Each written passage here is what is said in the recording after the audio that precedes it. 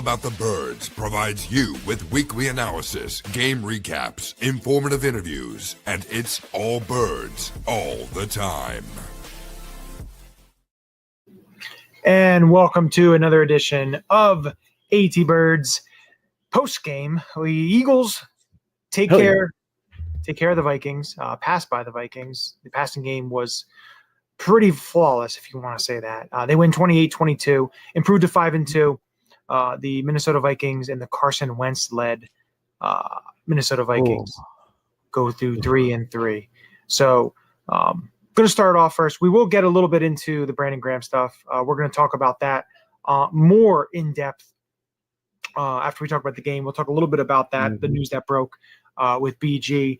But we're going to bring that more up into next week's, well, not next week's show, but later this week when we preview the Eagles-Giants. But listen, the passing game was what we imagined and we'd love to see with the way that they dialed it up against the best pass defense in the NFL.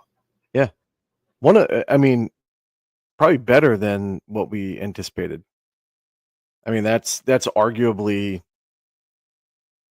it's a top 3 passing performance by Jalen Hurts and by an Eagle in a long time.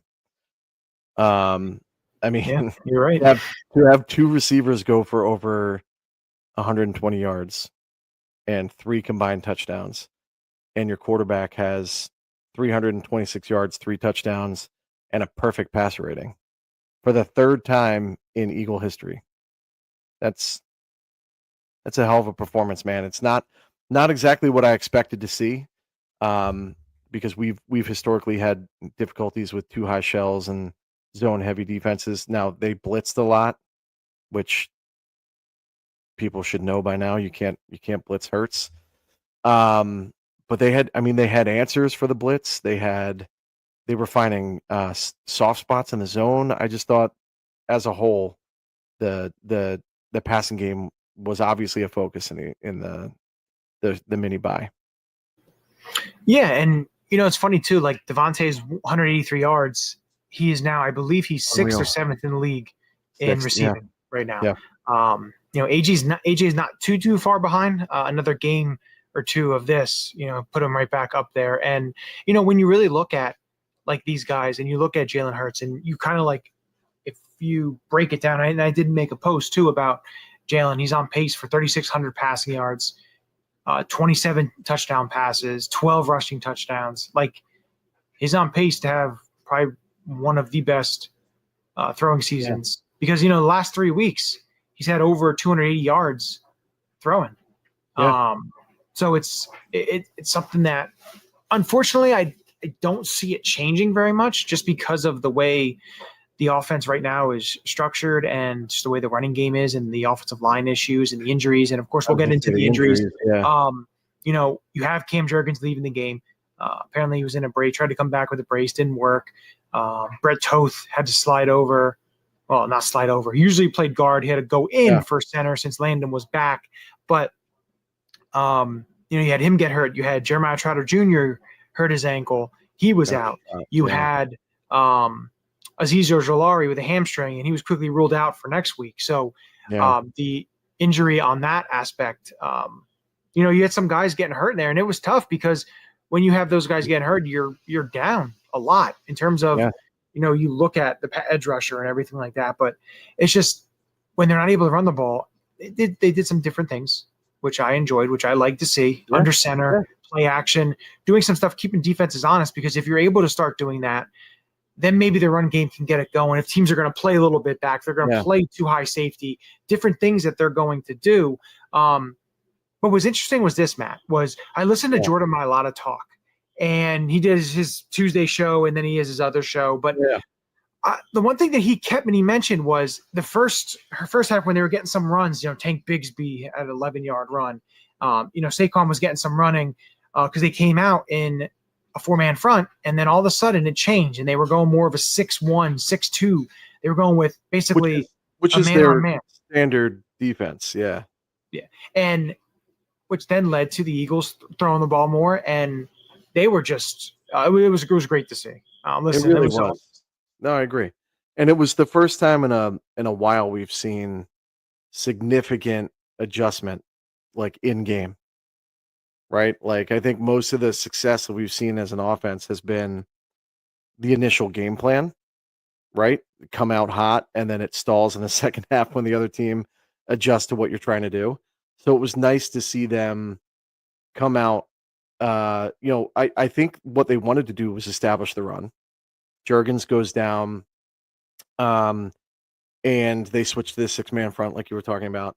But we also, I- it's almost, I saw someone say this and I forget who it was, but the injury to Jurgens was almost a blessing in disguise. Like, obviously, you don't want one of your best players out of the game. That's not what I'm saying. But it did force them to go under center more and do more things out of under center other than running the ball, right? Like it was, I think the stat was somewhere around 85% of the time they were under center, they ran the ball. That deep shot to Smitty for 79 yards was from under center, a play action, where they actually brought in Fred Taylor as Fred Taylor, my goodness, Fred Johnson as your second or third tight end, next to Lane Johnson. Did a max protect and just ripped the seam to Smitty, who ran an awesome route. But it was awesome to see them adjust and adapt to what they had, to what they were seeing, and then to ultimately execute. Um, you know, I'm sure you remember, but like when we were talking about training camp, we were talking about Brett Toth getting all of these elevated snaps, higher team snaps than we thought he would get, right? The big issue was he could not snap in the shotgun. And so it'll be interesting to see how that adjusts. If Jurgens is going to miss additional time, like, are they going to continue to run under center? It seems to be a really good formula for us, right? Because I think it gives you more optionality there, not only from the run, but from play action. And I think Hurts does really well in play action. So I'd like to see more like naked boots and things like that. But I thought it was really cool to see. Yeah, I think it's huge. Like when you look at this offense and the different things that they can do with the style of offense they have, and I would like to see also some more RPOs. But I also did hear too something somebody was talking about it. A number of people actually brought it up. Was them when they were going into, like when Jalen would line up right next to Saquon. I know you listen to that damn cricket. There is a cricket somewhere. I killed one, but apparently it's back again. Back from the dead. I will find it. Next show will not have that. But like when I'm looking, what do you say? I think you should keep it. I like it. Be a mascot. When you make a bad joke, it'll just play crickets. It'll just be crickets. Yeah. So just keeps going. Yeah. Okay. That's great. Wonderful. But when I take a look at like this offense and look at Saquon and Jalen, they're right next to each other. They would pass the ball. But when Saquon was a yard back, they'd run the ball. You can't be doing like that's major, because if you can switch that up and leave the unpredictability, and that's what the under center was doing with defenses and Jordan Mailata brought it up and was saying how it was making the defense a little bit not knowing what was going on, and you're testing the defense to figure it out on the fly. Well, and it was so anti-tendency, right? Like I said, the tendency was from under center to run the ball 85% of the time. And so when they bring in, if you're a defense and you're studying this film and you see an offense that runs out of from under center 85% of the time, not only that, but they brought in a sixth offensive lineman. Like your ears perk up, right? Like your knuckles go white because you are anticipating full on run. Like you're anticipating heavy personnel. They're coming right at us. Like, let's buckle up.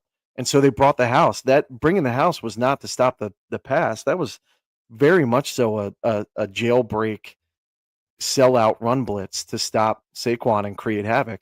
And they paid the price. So yeah, I mean, I don't know where we left off here, but When You're talking you have Saquon, max protect. Yeah, I mean, when you have a tendency to run 85% of the time from under center, you bring in another offensive lineman. Like as a defense, you're thinking to yourself, that's definitely going to be a run.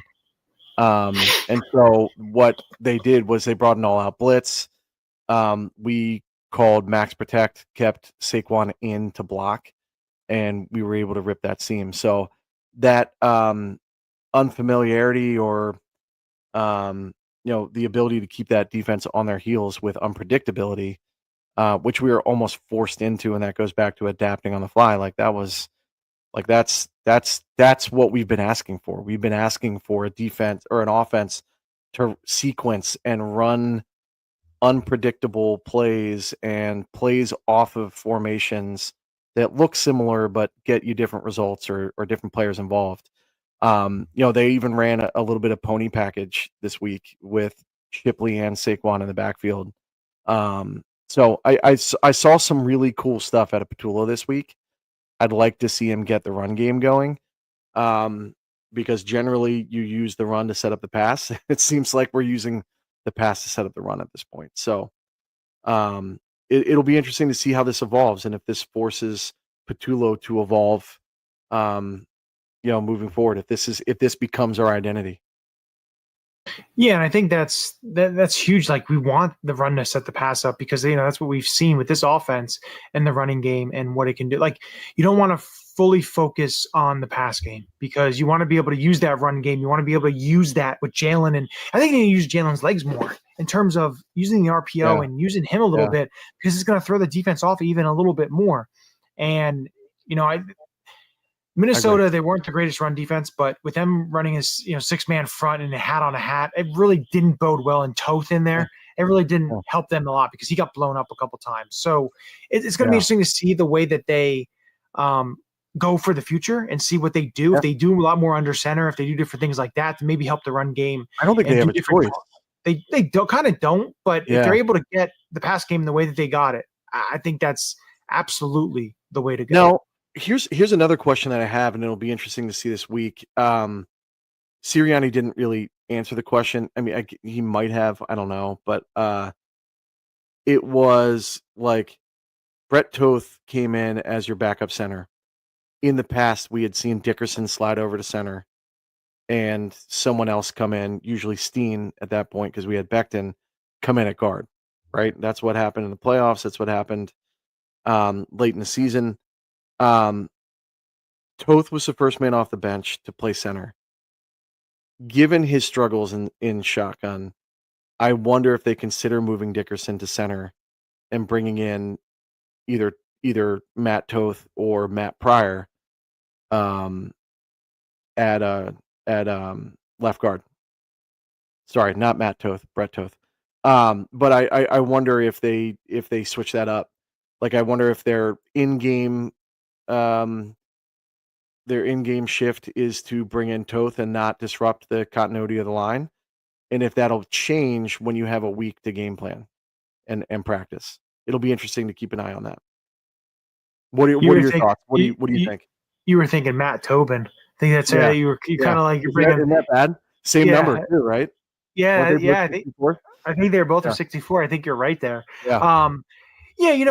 I wouldn't be opposed to that at all. I just think what you've seen out of, and it's pretty tough that you see a guy like Drew Kendall who you actually drafted that can't even get on the field, and he's a rookie though. That doesn't surprise me all that much.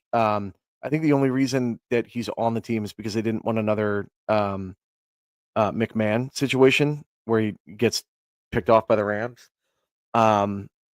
But that's a hard position to play as a rookie and play like meaningful snaps against big boys. Like we're talking like men.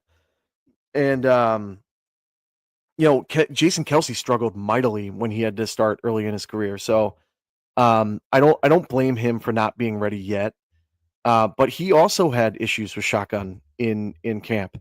I don't know if you remember when ESP got in an argument with Brett Toth. He was saying, Brett Toth looks terrible snapping the ball. and he came out and he was like, dude, I think you have the wrong number, man. That was Kendall. And Kendall was the one having the issues with the long snap. So um it'll be really, really interesting to see if that was an in-game contingency or if that's the plan when you have a full week to game plan and get these guys accustomed to their new rules. Like, I'm really interested to see how they attack that, because that ultimately you want your 5 best guys on the field.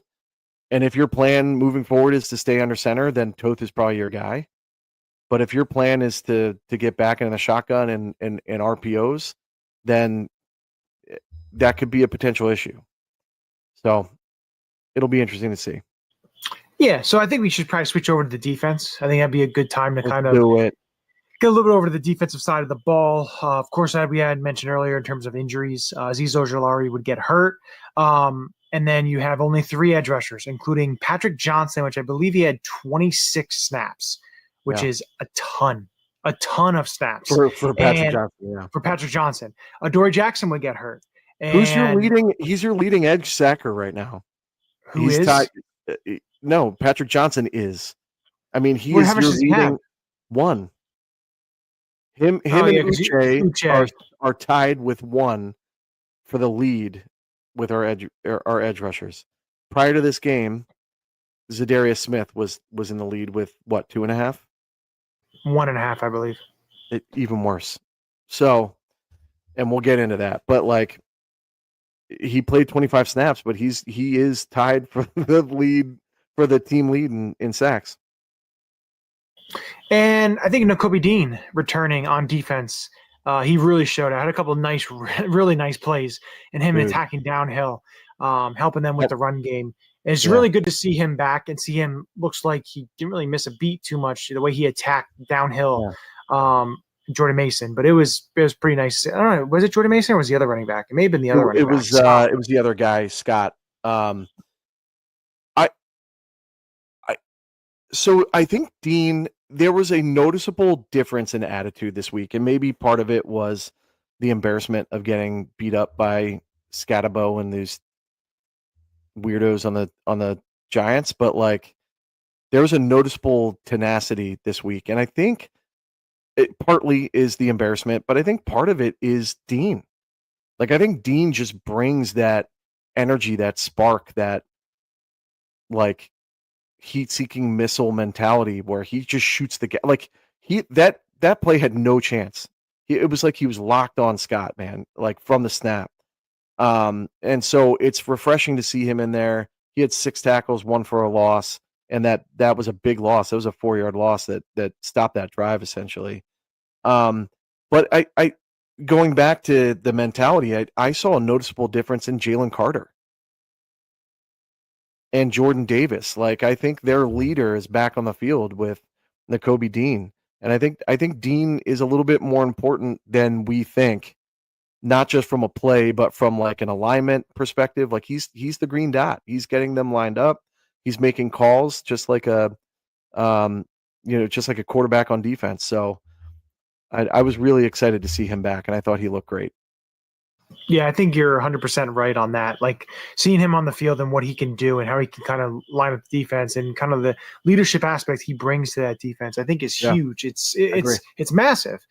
Yeah. And, watching the secondary, and I was surprised Quignon even played this week, just in terms of hurting your hamstring and then 10 days playing. Keely Ringo came in, didn't really think he did anything spectacular. But I didn't think he looked bad either, though. No, I don't think he looked bad, but I think what kind of helped them was Carson Wentz, not really being as accurate, and they were able to get to him a little bit. He had the pick 6, Jalix Hunt dropping back, Jalen Carter disrupting, getting the pick 6 was huge, massive. And then you had, of course, the deep throw. He just kind of it was almost like a punt, and they were able to get Makuba was able to get the interception. But some things they still have to clean up, tackling on a few plays, stuff like that. But I think it's in the right direction. They just maybe a piece or two here, potentially the trade deadline, that they can add to be able to shore up this defense. For sure. Yeah. No, I thought the interior played really well. I thought Oshomo showed some bursts. He made some plays. He had another sack. I thought Carter looked like last year again. 3 tackles, 2 quarterback hits. Both of those quarterback hits, if I'm not mistaken, resulted in turnovers. The one was on I think you're right. the one was on the pick six. The other one was on the Makuba punt. So Carter just looked faster. He looked sprier. Jordan Davis looked like he did in the first 3 games of the season. Not as impactful, but he had a couple really nice run stops. DeJean with that huge breakup in the end zone against Justin Jefferson. By the way, DeJean still has not allowed a touchdown since college. That's insane. That's an insane stat. And I thought it was interesting to see Campbell get as many edge reps as he did. They like we said, they kept those 3 linebackers on the field pretty much all game. I don't think he played poorly, but I don't know that he made that much of an impact. More so in the run game. I don't remember seeing him much in the like as a pass rusher. But Uche got a sack, Ojoma got a sack. I thought the defense played pretty well, and they're the only reason we stayed in this game. Yeah, I think you're right there. Like, listen, they were on 6 red zone trips, and 5 of them led to field goals. Yeah. And the other one was the touchdown. So that's huge. Was absolutely massive. Yeah. When you really look at the way that, they were able to move the ball down the field a little bit. But when push came to shove, they didn't bend or they didn't break. They bent a little bit, but they didn't break. And they were able to just kind of stonewall the Vikings a little bit in the red zone there and make some key massive plays. Like you were able to get pressure on Wentz, sack Wentz, and just different things you're able to do. And they were able to do it, and they were able to stop them. And does defense need to shore up and get better? Absolutely, they do. But it was really good to see, especially when you were kind of undermanned there, only having 3 edge rushers and having to move Campbell here. And you were doing a lot. You lost to Dory Jackson, and a lot of stuff that was going on, and the injuries that were piling up for you on that defensive side of the ball. Really was. It's really, really crucial and really awesome coaching job by Vic Fangio and the defensive staff. I don't know how we survived the Dory Jackson going down, to be honest with you. I thought that was the most impressive part of Fangio this week, is being able to replace the production that we get from a Dory Jackson. You're ridiculous. Dude, he sucks. I don't want to see him get hurt, but I was okay with him not being in the game. Yeah, I agree with you with that. It's still very much an issue is CB2 and edge. I thought special teams was concerning as well. And they continue to be concerning. And it's not as much the execution. Obviously, Jake had the missed field goal. I'm not super concerned about that. I think that was more of an operation issue. It looked like a little bit of a low snap. But they finally get Gibson in there. I thought Gibson looked good. I thought Shipley looked good. We had some really nice returns. But then you're hit with this illegal formation, which I've never seen on a kickoff, an illegal double team.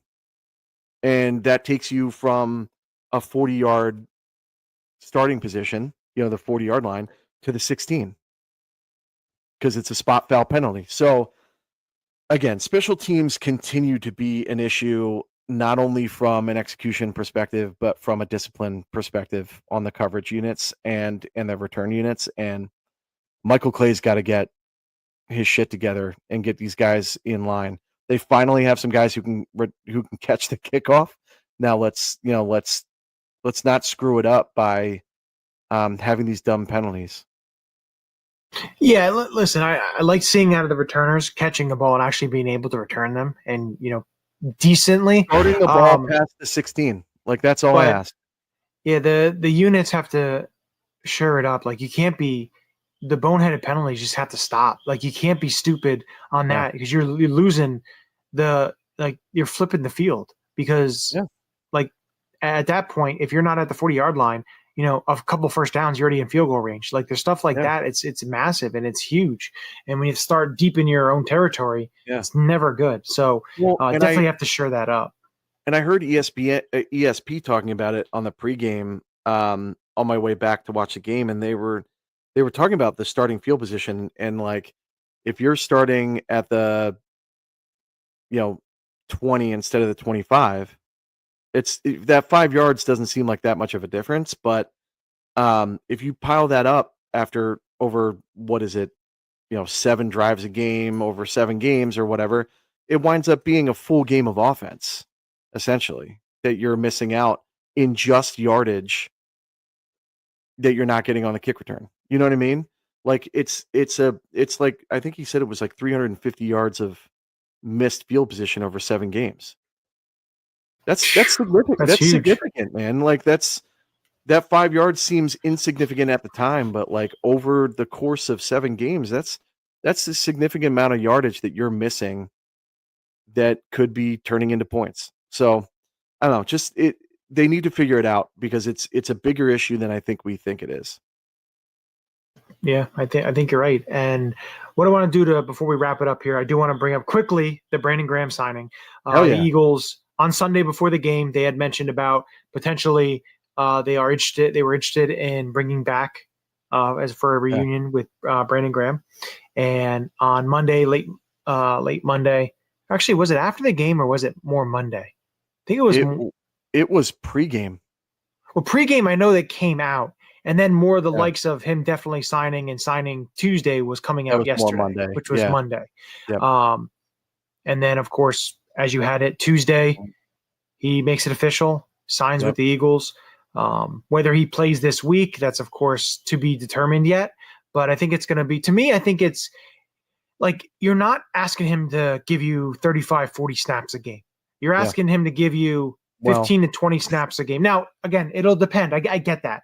But right now, when Nolan gets back and everything like that, to give you 15 or so, maybe 20 if you need 20. it, but 15, 20, between 15 and 20 snaps a game.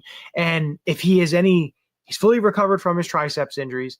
If he's good to go to give you a little production, is that veteran aspect, great against the run. If he can give you that veteran presence and he's able to get pressure on the quarterback and be the Brandon Graham we saw last year, especially in that Rams game, and even before that, he was playing very well at a really good level last year.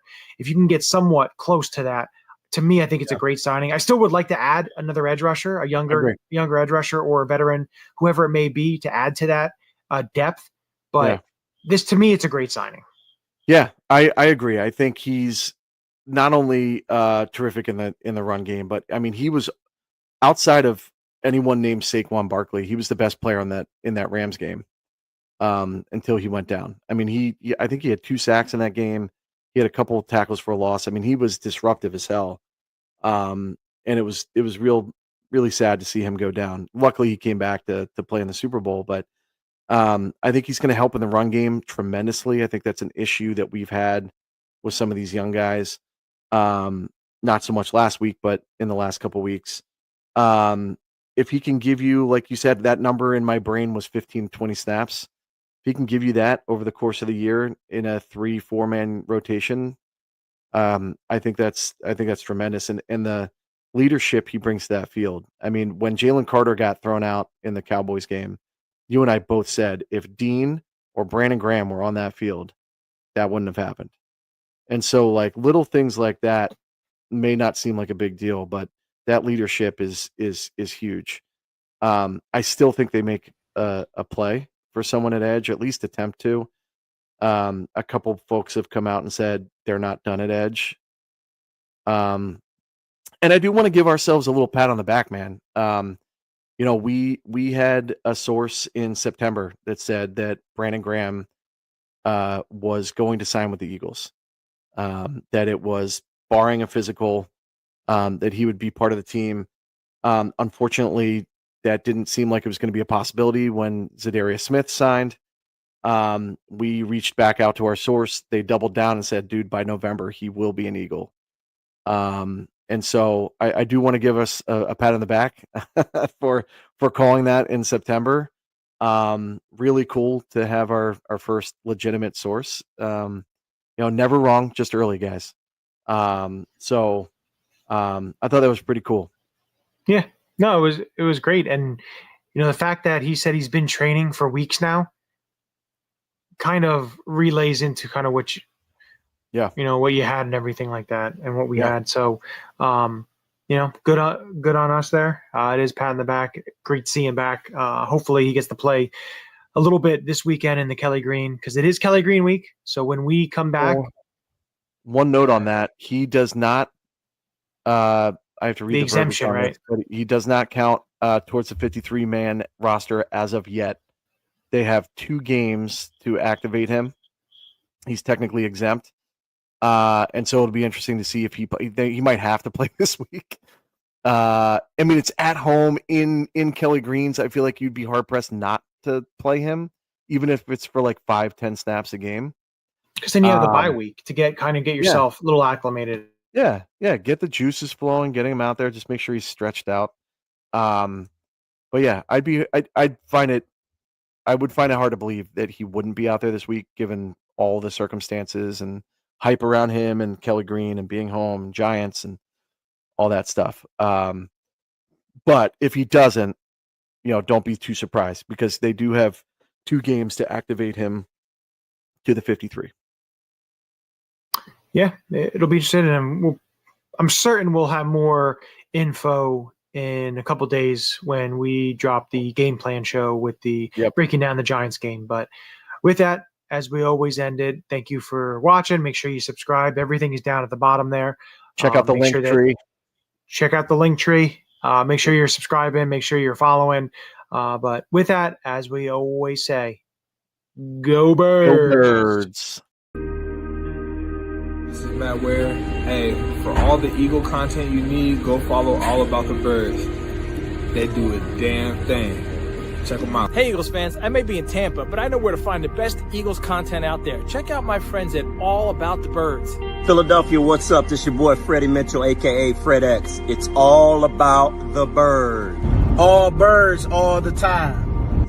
All birds all the time. All About the Birds provides you with weekly analysis, game recaps, informative interviews, and it's all birds all the time.